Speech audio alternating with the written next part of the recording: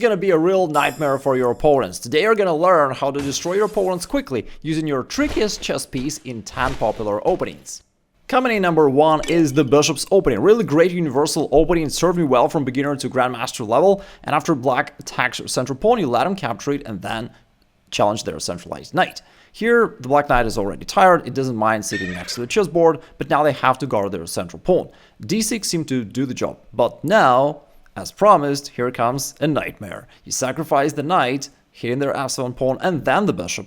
And the problem for black now is they can't get the king out, because in this case, they're gonna lose the queen on d8. And if they try to hold on to the defense of the queen, then you just throw the bishop out, and now due to the skewer, you win the queen and the game. The second one is the Vienna Gambit. You gambit your pawn because good things come to those who bait. And if your opponent accepts it, guess what? That is already wrong, because now you can push your central pawn forward, and all of a sudden your opponent realizes that the knight has no good squares to go to. It cannot go in this direction because of your queen that controls these diagonal, and it can go to the middle because of your knight that controls these both squares. Therefore, of course, black could retreat back and try it over in the next game, but they can also try to fight back with queen to e7, pinning your pawn and also attacking it. But you can play a symmetric move queen e2, which guards your pawn and also renews the threat to their knight. Now the knight is really sad, it has to pack his stuff and go back home, but now after knight to f3, black is kind of stuck. They cannot develop the knight, so they cannot somehow complete their development, and it's natural for them to go d6. Offering you to trade pawns, and then it will also allow them to trade queens, and they'll end up with a good position. But it's a nightmare variation, right? Once again, we throw in our trickiest chess piece. The queen has to go now, and then you sacrifice the knight right here on c7, and on the next turn, all of a sudden, it's a discovered check. You grab their queen and win. The next one is probably the most satisfying chess opening trap you could ever play. Here in the Ponziani Opening, you want to grab the center, they attack your pawn, but you let them capture it once again, and then you play d5, countering their knight. The knight moves, now you grab their pawn, and now the material balance is equal, and it's very natural for black to play d6, trying to attack your knight, also to open this diagonal for their bishop, but it is a blunder, because you can play bishop to b5, a sudden counter attack that ruins their plan. They cannot easily cover with the bishop because you just take it, and notice that your bishop is guarded by the same annoying knight. They would have to give up the queen, so let's take it back. Instead, they're going to play pawn c6, but now you simply take it, sacrificing this knight on e5. They certainly should not take it. In this case, pawn takes b7 would be deadly. That's a discovered check, plus you're going to grab their rook and promote. This is totally bad, but other than that, there's not much your opponent can do. They cannot easily trade everything on c6, because in this case, you bring in this real octopus that attacks pretty much everything in their position and you win the game. However, if you're facing a little more advanced opponent, they may come up with a really tricky move queen to b6. And at first it seems like merely an attempt to attack your bishop and maybe this pawn on c6, but then you think, well, it's not a problem, because after pawn takes, that's a discovered check, plus I'm still hitting the rook in the corner, I'm gonna take it, promote, I'm winning easily, right? Your opponent plays another weird move, king to d8, but now you gotta be really careful. He's trying to seduce you to grab and promote a new queen, which looks winning, but in fact, it blunders mate in 1 after queen takes f2. That's why I said that queen b6 is extremely tricky. But now instead, you gotta take on f7 with a check. Your bishop controls this diagonal, therefore the king must go here. And now, this is really a nightmare 3.0. You bring in the third knight, you deliver a royal fork, and you win the game. This time you're playing black, and here against the Ruy Lopez Opening, you initially develop and all of a sudden move your knight forward. Your opponent tries to attack it, but you respond with pawn to h5, known as a fishing pole trap. Now, it's really old stuff, but up to this day, it remains to be white's most popular choice to grab this knight on g4, but that is wrong. That was a high-calorie knight. Really bad idea for white. After the recapture, you attack their knight on f3, but more importantly, you now have this open file for your rook. And after that, after white's knight goes anywhere, notice they can go here because of your queen. And so if the knight goes here or here, doesn't matter, you bring your queen out, form this battery, and now white is totally defenseless. You're going to bring your queen forward and checkmate white. If they try to escape, you just lock the door and then execute the very same threat. After the knight moves, queen h1 is a checkmate. The next one is really cool, my favorite stuff. This is really one of the most common chess opening mistakes of all. Now you attack this pawn, if they lightheartedly defend it, this move all of a sudden turns out to be an inaccuracy. At this point you can land him a knight for one move and then get it back with interest. Thanks to this double attack you're going to get your piece back.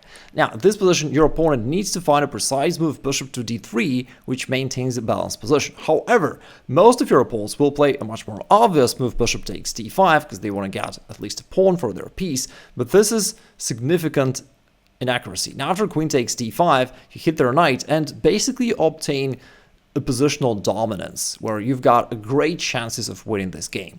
For example, if they move the knight back and attack your queen, they dismarry, you just drop the queen back one square and then you bring the bishop out to g4 and you have a superior position. Now I know it doesn't look like you're winning the game, but in reality you're close to being winning thanks to all the positional advantages that you've already accumulated. You have dominance in the center, you have this outpost for your knight, you pin their knight on f3, you have two bishops advantage, after castle queenside you also have more space, and this semi-open file for your heavy pieces. Like all things combined, make sure that you dominate and your opponent has no counterplay anyways. By the way, if you don't feel confident in positional play and all these things, and you're not sure how to use them properly, I've got a free masterclass about that, you can check it out later, I'll drop the link down below in the description. But for now, let me just tell you that if your opponent tries h3, all of a sudden you can combine this trap with the previous one we talked about before, the fish and pole trap. You can see that it's a really universal stuff. You offer this bishop as a bait, and if your opponent accepts the bait, this is once again a losing blunder for the same reason. You attack the knight, but more importantly, you open this file for your rook. After the knight moves anywhere, you form a battery, and now your opponent is defenseless. You're going to capture the knight and win. If the knight moves, then you checkmate from this square. The next opening is interesting, let's put it that way, the Scotch opening. Here, instead of recapturing the pawn, all of a sudden your horse became unruly and moved to the opposite direction. And then after h6, somehow you give up the knight right here on f7. It looks like you got your opening advice from ChatGPT, but after bishop to c4 check, your opponent's most natural and most common response, king to e8, is a losing blunder, and now you finish the game almost with a scholar's checkmate. The king can escape though, but not for long, and it's still a checkmate. And the next one is a KnightCloud. Now, I've probably heard about the Bone Cloud where white goes king to e2, like in that famous game between Carlsen and Nakamura where they together proved the old statement that with perfect play, the chess game ends in a draw. But instead, knight to e2 is actually far trickier. Here you prepare one of these central advancements because your knight from here supports that, and after knight f6 you do play pawn to f4, sort of delayed king's gambit. And after they take it, you also recapture. Now you potentially threaten to push the pawn forward and attack their knight, but at this point your opponent will probably notice, wait a second, this pawn on e4 is undefended. He thinks that you're doing something weird, and he gladly captures this pawn, which is a losing mistake. Now you play queen e2, and I gotta tell you that this trap is slightly different. Usually we will sacrifice our knight, this time we're sacrificing their knight. So that's basically the trap, right? You win the knights and you keep attacking. But instead of d5 for black, it's more stubborn to play queen e7. Where not only they defend their knight, but also they neutralize the pin. So now d3 is not winning the game, the knight can just retreat. But instead you've got knight to d5, and that leads to a very unusual and really tricky knight dance. So here you attack the queen. The queen also needs to guard this pawn on c7 as well as the knight. And the only move that can do all three is queen to e5. And temporarily is good for black, right? They indeed defend this knight, this pawn, they counterattack your knight, but you all of a sudden bring the other one into play, which simultaneously defends your knight and attacks theirs. And they cannot take right here because of this pin. So what can they do? The knight is still pinned, this time to the queen, and attacked. There's no way out. They can try to counter strike with pawn to c6, but then all of a sudden you sacrifice the pawn. Now the queen has to take, can't go here because of this triple fork. That is way too painful for black, so queen takes d4 is probably the move they're going to play. But now they vacate this file for your queen, and after knight takes c4 we have two twin variations which both are a lot of fun. If they capture it with a queen, then knight to f6 is a discovered check and a double check, and then you're gonna grab their queen. Pretty cool stuff. Now if instead they take this knight with a pawn, then the variation is even more intricate. Now you go knight to d6, this double check, the king has to move. Now you go here. It's pretty obvious that while the black queen were away, there is some vicious affair going on here. Alright, anyways, the king needs to move, and now knight to b5 counts with a fork. Now, by the way, there is also the pretty important thing for us to know is that after king to b6, you should not take the queen straight away. It looks like just a winning move, but in reality, they have sudden bishop b4 counter check, which also attacks your queen. So it's better for white to play this check first. And now you literally finish the game, because if he goes here, that is just a checkmate.